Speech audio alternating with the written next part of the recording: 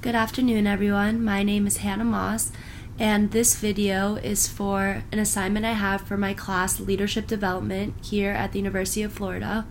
And the assignment was to interview somebody in my life who I view to be a great leader and to ask them a little bit about what they do and what makes them so successful. When we first got this assignment, the first person that popped into my mind was my cousin, Nicholas Lowinger. Nicholas is my age, and he is currently attending the NYU Business School, Stern, and I decided to interview him because of all the things he's accomplished in his life. Specifically, an organization he founded, a while back, and the organization is called the Gotta Have Soul Foundation, and what it is he provides homeless shelters, specifically children at homeless shelters, with brand new shoes. He first got the inspiration to start this organization when he was really young and his parents took him to homeless shelters, and he noticed that kids his own age and younger were either not wearing shoes or they were wearing old shoes that seemed as though they were falling apart and could just rip off at any moment. He couldn't believe how they were just playing without shoes on. And then when he turned 13, it was his bar mitzvah. And for those of you who don't know, bar mitzvah is when a girl or a boy in the Jewish religion turn 13 years old, and it's supposed to define when they become a man or woman. A big part of bar and bat mitzvahs is to do a mitzvah project. And what it is that most people do is they just give back to an organization, do some philanthropic work in the community. But Nicholas actually decided to take it one step further and start his own organization. And he started by reaching out to many companies in the area of his hometown in Rhode Island and asking for them for their support, and they provided him with brand new shoes to take to homeless shelters. Their first supporter was Walmart, and now many companies such as AT&T, Franklin Sports, Reebok, Zappos Shoes, and more help him with his organization.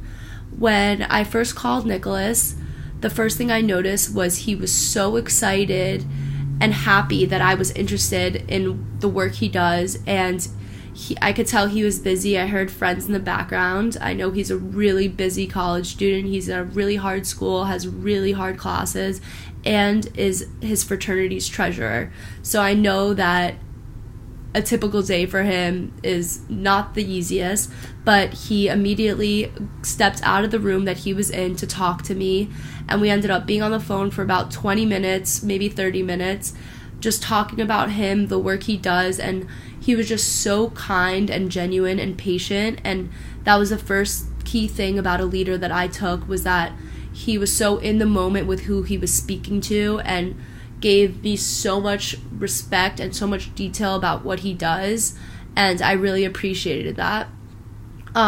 So he told me that he started the organization when he was about 13, just in Rhode Island, at the shelters around there, and just kept getting more and more inspired because he realized that it's endless how many homeless people there are in our country, and so many children being brought up in such tough environments, and he just has this eager need to just help the community and help everyone around him. So he expanded it, and now they have given thousands and thousands of shoes to shelters throughout the entire country, and they have done so many amazing things to get other people involved throughout the country, just complete strangers. He has held many events for his organization, such as tennis matches, where people come and they support the organization. Another thing that he does is he has high schoolers and college students to become ambassadors in their own communities, and what they do is they go to the shelters in their hometowns near them, and Nicholas provides them with the tools they need and how to run this business, per se, in their own communities to help out whoever is around them. So I thought that was really cool how he's expanded it so much and has become so successful. When I asked him how he does it, what tools he uses to help him get through every single day, he told me that one of the biggest things he learned, which was tough for him to start doing, but it has helped him so much, was to learn how to delegate. He said that he knew how to do this organization. He knew who to talk to, how to run it, but had a hard time trusting other people. Once he learned how to give other college students the job to do in their own community, he thought it was so helpful. And one tip that he told me was, when you delegate, don't give someone else a job that you are not willing to do. And I thought that that was a really amazing tip of a leader, and I had never thought of it before. Another thing I asked was how he stays so focused on this organization and why he keeps doing it. He says that it is such a good feeling helping out a child who's in need and seeing the smile on their face when you give them their first pair of brand new shoes, which is something that many of us take for granted.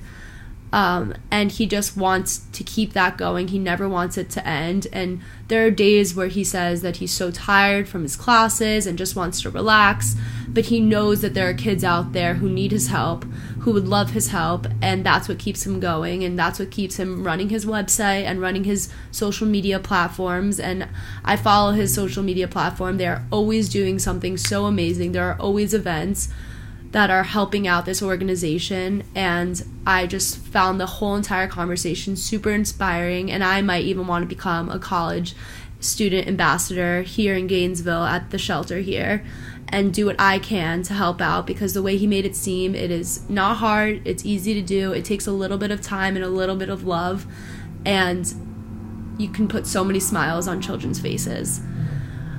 And what I got from the entire interview was that he is such a kind, genuine person, and I thought that that is a really great characteristic of a leader, was just to really answer people's questions, and no question was stupid to him. Even I asked so many questions, and he answered every single one to the best of his abilities, and seemed really excited and enthusiastic when talking to me. And I know that it was a busy day. It's in the middle of the week. He told me he has midterms coming up, but he took the time to talk to me, and I think that that is one of the most important things for a leader to have, is patience and respect for who they're talking to. And I have never gotten anything less than that from my cousin Nicholas. So, thank you.